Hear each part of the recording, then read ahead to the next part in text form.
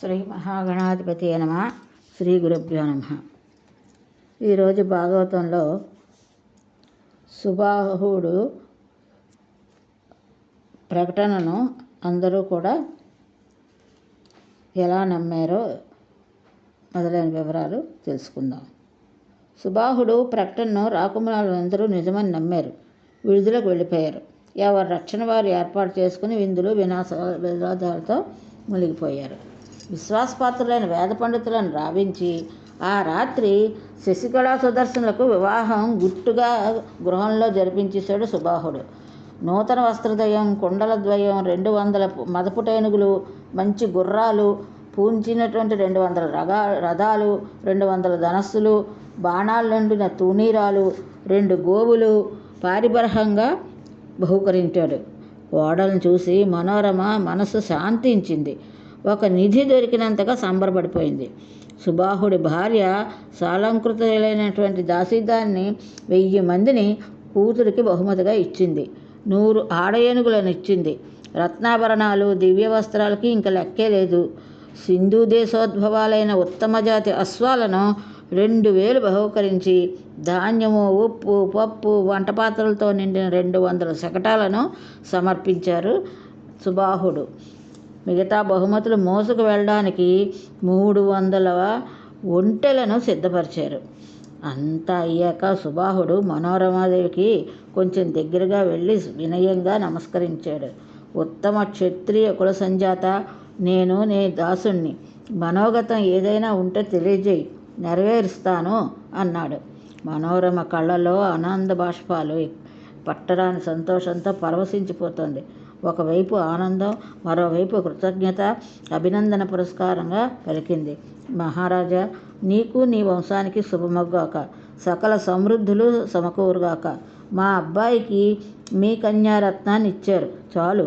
అంతకు మించిన సన్మానం నాకు మరొకటి ఉండదు. ఆనందం ప్రకటించడానికి నిజంగా మాటలు అందటం లేదు. నేను వందిపుత్రికను కాను, మాగధ పుత్రికను కానాయే. అయినా నా వాళ్ళని నేను పొగడమేమిటి? మీ సంబంధం వల్ల ఇవాళ మా అబ్బాయి సుమేర్ సదృశుడయ్యాడు.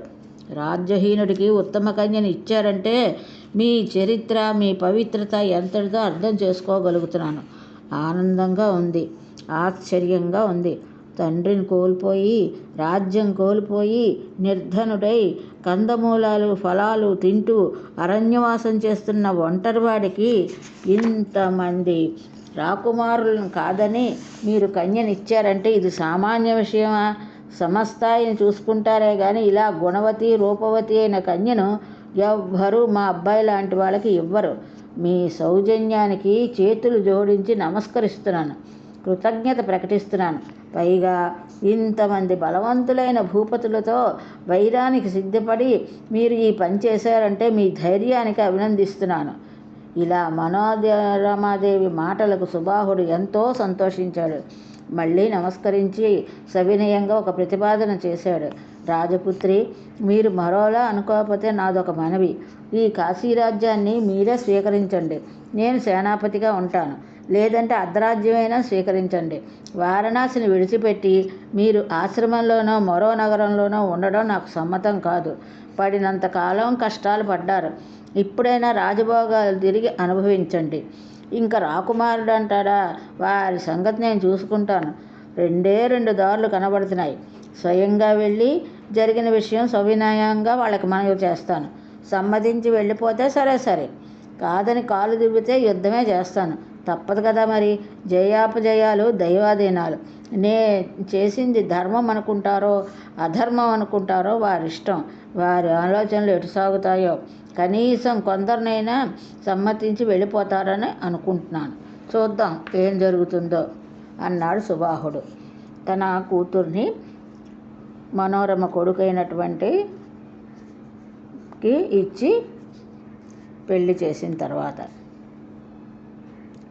ఈ మాటలకు మనోరమాదేవి మరింత ప్రసన్నురాలైంది. ధైర్యం చెప్పింది. మహారాజా, అధైర్యపడకు, జగదంబికను ధ్యానించు. ఆదిపరాశక్తి భక్తులకు అపజయం అనేది ఉండదు. నీకు నీ రాజ్యానికి ఏ ప్రమాదం రాదు. అంతా సుఖమే అవుతుంది. మా అబ్బాయి త్వరలోనే అయోధ్య సింహాసనం అధిష్ఠిస్తాడు. నీ రాజ్యం నువ్వు హాయిగా పాలించుకో.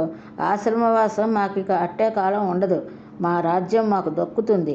భోగభాగ్యాలు అనుభవిస్తాం. పరమాంబికను ధ్యానిస్తున్నాను. ఏ చింత లేదు. మాకు సెలవియ్యి. మరి మేము బయలుదేరతాం అంది మనోరమ సుబాహుడితో. అంతలోనే తెల్లారింది. ఎంత గుట్టుగా జరిపినా శశికళ సుదర్శనుల వివాహ వార్త రాకుమారులకు తెలిసిపోయింది. అందరూ గృహాలు విడిచిపెట్టి కాశీనగర ముఖద్వారం దాటి వెలుపల మకాం వేశారు. సుబాహుడు చేసింది సమంజసమే అనిపించిన వాడు కొందరు వెళ్ళిపోగా, మిగిలిన వారు అవమానంగా భావించి ప్రతీకారం ఎలా తీర్చుకుందామా అని చర్చించుకుంటున్నారు. సుబాహుడిని సుదర్శుణ్ణి సంహరించి శశికళను అపహరించుకుపోదామనే దురాలోచనలో ఉన్నారు. రాజధాని మంగళతూర్యాలు, మంగళధ్వానులు, సన్నాయి మోతలు మిన్నుముట్టాయి. యదాజిత్తు, శత్రుజిత్తు ప్రభుతులకు క్రోధం తారాస్థాయికి చేరుకుంది. సుబాహుడు సృహజ్యంతో కలిసి వీరి దగ్గరికి వచ్చాడు. రాజులు ముఖాలు బిగించుకుని మౌనంగా నిలబడ్డారు. అందరికీ నమస్కరించాడు సుబాహుడు. క్షత్రియ వంశులారా, సహృదయులారా, దయామయులారా, నగరంలోకి దయచేయండి. హితమో అహితమో తెలియదు కానీ మా అమ్మాయిని సుదర్శనుడికి వివాహం ఆడింది. కోపించకండి, ఉపశమించండి.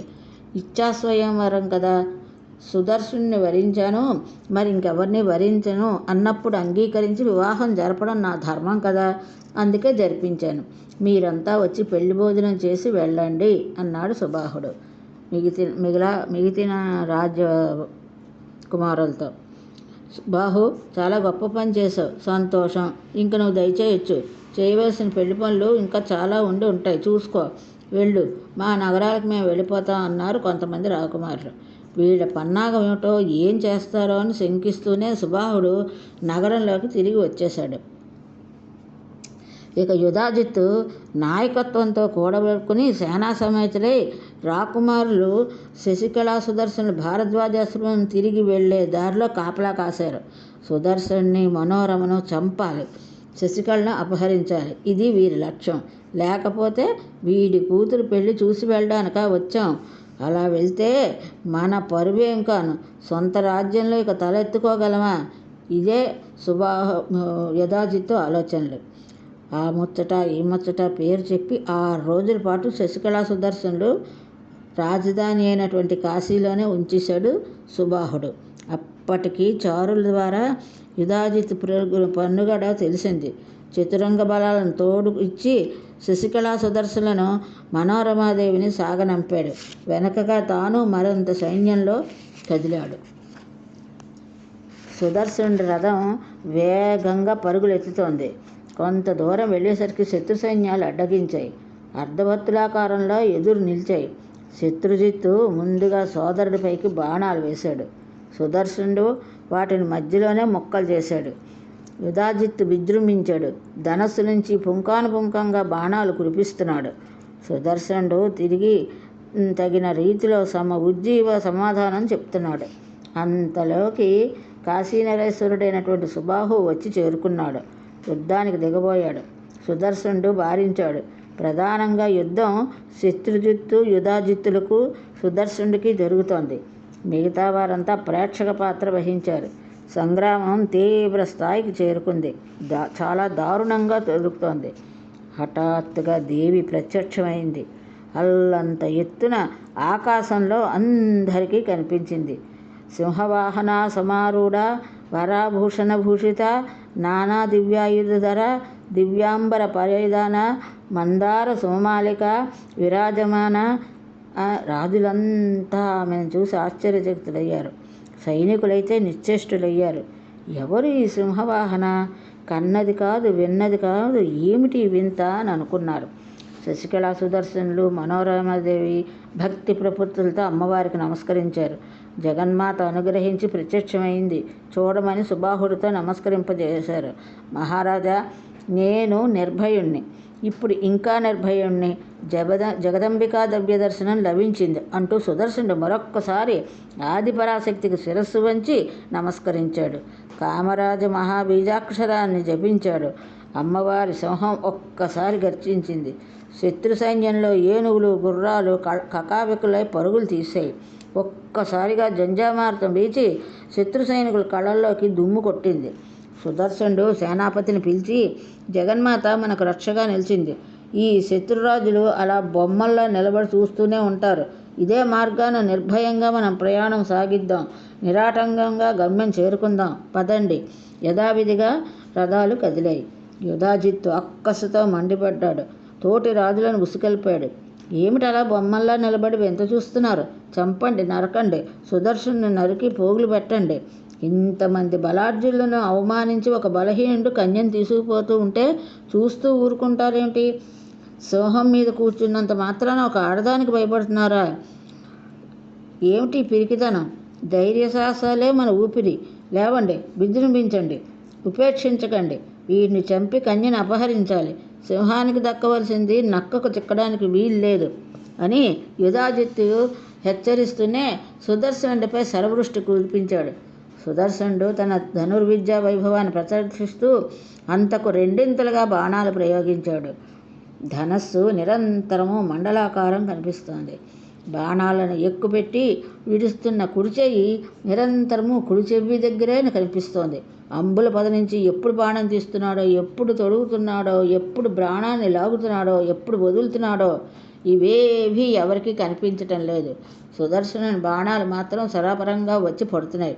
ఏదో ఒక కొత్త యంత్రంలోంచి వస్తున్నట్టుగా వచ్చి పడుతున్నాయి. జగదంబిక చిద్విలాసంగా తిలకిస్తోంది. ఉన్నట్టుండి కేవలం 2 బాణాలు విడిచిపెట్టింది. శత్రుజిత్తు, యుధాజిత్తు మరణించారు. రథాల నుంచి నేలకు ఒరిగిపోయారు. మహామహారాజులంతా ఆశ్చర్యపోయి చూస్తున్నారు. సైనికులైతే ఆయుధాలు చేజార్చి ఎక్కడ వాళ్ళు అక్కడే బిగిసిపోయారు. సుబాహుడు చాలా సంతోషించాడు. హే దుర్గతినాశిని దుర్గే అంటూ చేతులు జోడించాడు. జగన్మాతను ఇలా స్తుతించాడు.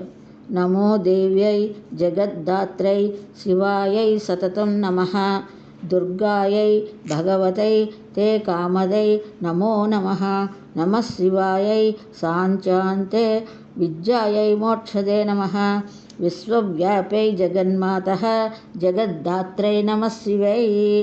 అమ్మా, నీవు నిర్గుణవు, నేను సగుణుడను. బుద్ధితో ఎంత ఆలోచించినా నిన్ను నేను తెలుసుకోలేను.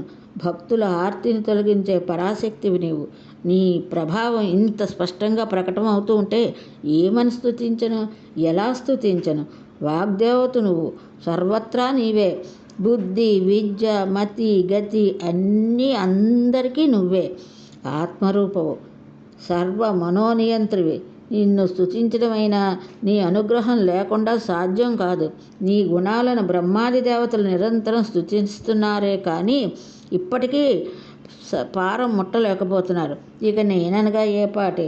ఇంతకాలం సజ్జన సాంగత్యం లేక, చిత్తశుద్ధి లేక నేను స్తుతించలేకపోయాను. ప్రాసంగికంగానైనా ప్రస్తావించలేకపోయాను. ఇప్పుడు సుదర్శనుడు అల్లుడు కావడంతో అద్భుతమైన నీ దివ్యరూపం సందర్శనం మహాభాగ్యం లభించింది. ధన్యుణ్ణి దేవి, ధన్యుణ్ణి. బ్రహ్మాది సకల దేవతలు, మహర్షులు, మహాయోగులు నిరంతరం కాక్షించే నీ దివ్యదర్శనం ఎవ్వరికీ దక్కనిది నాకు శమధమాదులు ఏమీ లేకుండా సులభంగా దక్కింది. ఇది కేవలం నీ దయే. నువ్వు నిజంగా భక్తానుకంపన పరాయణువు. ఇంతకన్నా నిదర్శనం ఏమి కావాలి? కష్టాల్లో ఉన్న సుదర్శనుని రక్షించావు. అతడి శత్రువులను క్షణకాలంలో సంహరించావు. పరమ పవిత్రమైన నీ భక్తరక్షణ చరిత్రకు ఇదే ప్రత్యక్ష నిదర్శనం. ఒక రకంగా చూస్తే ఇందులో ఆశ్చర్యమేమీ లేదు. నీ భక్తుణ్ణి, నీ సేవకుణ్ణి నువ్వే కాపాడావు. అతని యశస్సు దశ దిశలు వ్యాపింపజేయడం ఇది నీకు సహజ గుణం. జనన మరణాది భయాలను తొలగించే దివ్యశక్తివి. చరాచర జగత్తుకి ప్రాణప్రదవు. పాప పుణ్యాలకు అతీతవు. ఒక జపం కానీ, ఒక సేవ కానీ ఏమీ తెలియని అజ్ఞానిని నన్ను కరుణించావు. దివ్య దర్శనం అనుగ్రహించావు. నేను సుకృతిని, నేను కృతార్థుణ్ణి. నా జన్మ ధన్యమైంది. నీ శక్తి, నీ ప్రభావము, నీ దయాగుణము అవగతమయ్యాయి. ఇలా కాశీనరేశ్వరుడు సుబాహుడైన అచంచల భక్తి విశ్వాసాలతో తన్మయుడై దేవిని స్తుతించేసరికి జగజ్జనని ప్రసన్నవదన అయింది. కావలసిన వరం కోరుకోమంది సుబాహుణ్ణి. జగన్మాత, ఏం కోరుకోమంటావు? దేవలోకంతో సహా సకల భూమండలాన్ని ఒకవైపు ఉంచి నీ దివ్య దర్శనం మరోవైపు ఉంచితే అవి రెండూ సమానం కావు. ముల్లోకాలకు నీ దర్శనం సాటి వచ్చేది కాదు. అలాంటి దర్శనాన్నే అనుగ్రహించి కృతార్థుని చేసావు. ఇంతకన్నా వరం ఏం కావాలి తల్లి? అయినా కోరుకోమన్నావు, కోరుకోవాలి కనుక అభ్యర్థిస్తున్నాను. నీ పట్ల నా భక్తి నిశ్చలంగా నిరంతరంగా ఉండేటట్టుగా అనుగ్రహించు. మా నగరంలో నువ్వు ఎల్లప్పుడూ స్థిర నివాసంగా ఉండాలి. దుర్గాదేవి పేరుతో నిలిచి నన్ను, నా వంశాన్ని, నా ప్రజలను, నా రాజ్యాన్ని సర్వదా సుదర్శనుని రక్షించినట్లే రక్షిస్తూ ఉండు. తల్లి, కాశీపట్నం ఉన్నంతకాలం నీ రక్షణ ఉండాలి. నువ్వు కాపురం ఉండాలి. ఇంతకన్నా నేను ఏమీ కోరుకోను. సకల శుభాలను కలిగించు తల్లి. శత్రువులను సంహరించు, అభద్రతను తొలగించు అని ప్రార్థించాడు సుబాహుడు అమ్మవారిని చూసి. జనమేజయ, సుబాహుడి అభ్యర్థనకు జగన్మాత సరే అంది. భూమండలం ఉన్నంత వారం ముక్తిపట్టణమైనటువంటి కాశీలో తాను స్థిర నివాసం ఉంటానంది. అప్పుడు సుదర్శనుడు కూడా సింహవాహనకు సాష్టాంగ నమస్కారం చేసి భక్తితో స్తుతించాడు.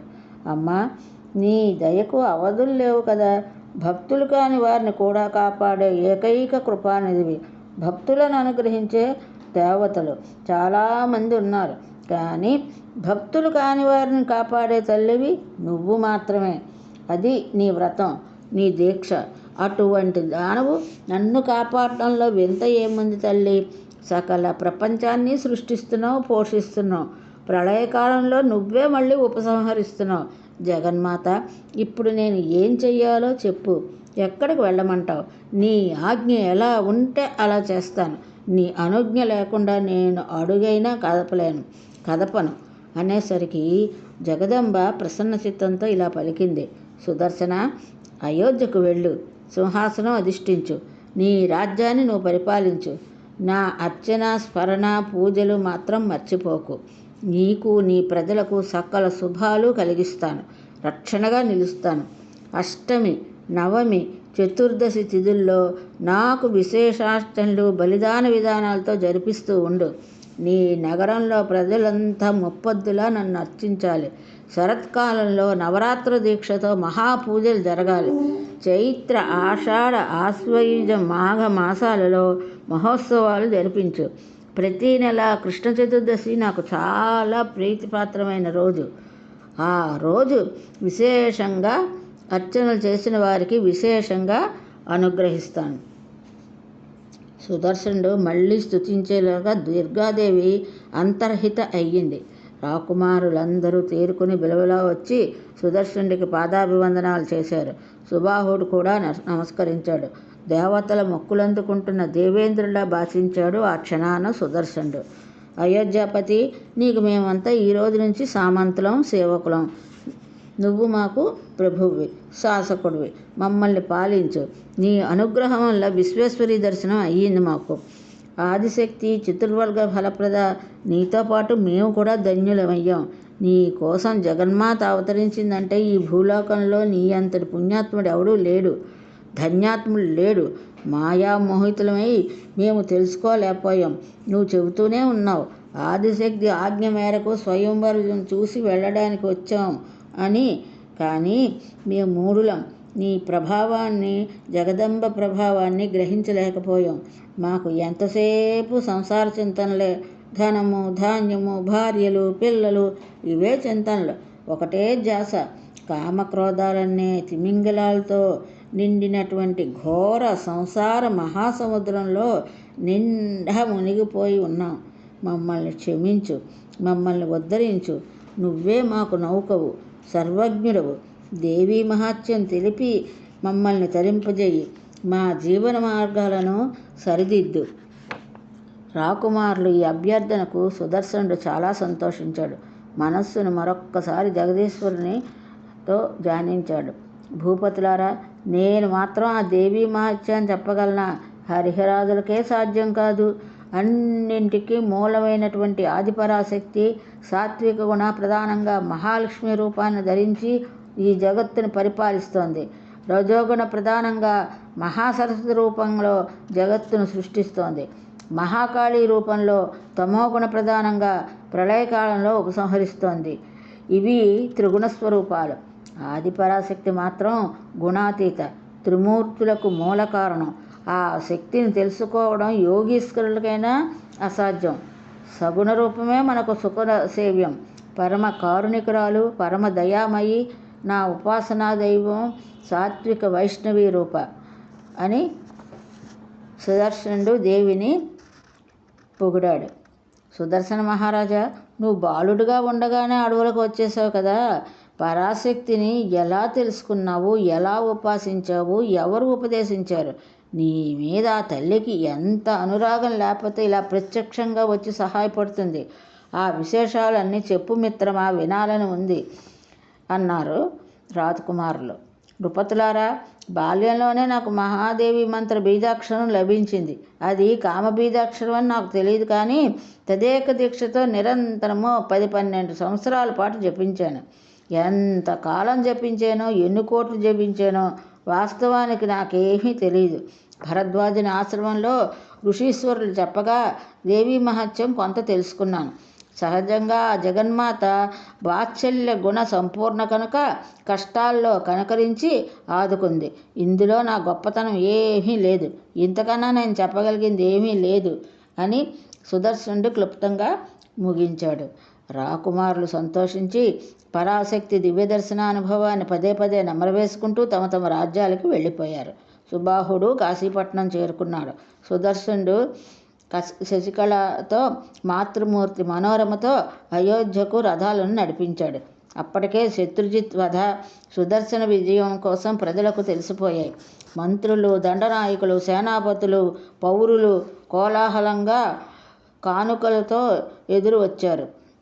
సగౌరవంగా పురప్రవేశం చేయించారు. వందిమాగదులు స్తుతిస్తుండగా, మంత్రి సత్తములు నమస్కరిస్తూ ఉండగా, కన్యామణులు పువ్వులు, లాజాలు, పేలాలు జల్లుతూ ఉండగా సుదర్శనుడు ప్రసాదంలోకి అడుగుపెట్టాడు. ఇంతటితో ఈరోజు ఈ దేవీ భాగవతం స్వస్తి.